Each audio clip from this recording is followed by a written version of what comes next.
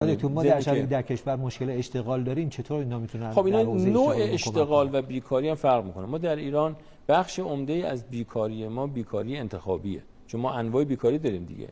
بعضی هستن شما بیکاری مطلق جایی هستش که طرف اگه برای نان و آب و غذاش بخواد کار کنه کار نباشه. اینجور نیست. شما تحصیل کرده شما میگه من به هر شغل تن نمیدم. لذا باید ما طبقه بندی بکنیم. الان شهرداری تهران بخش عمده مشکلات خودش با چی داره حل میکنه؟ جوان شما و جوان من که نمی‌بینی کار انجام بده که. اینا رو ببینیم دیگه. یا فرض بفرمایید اکثر مزارع مرغداری ها، گاوداری ها کی داره کار میکنه؟ جوانی که تحصیل کرده یا چیز هست میاد بره اونجا کار کنه؟ میخواد شهری باشه با کمترین در واقع کار و بیشترین درآمد میخواد.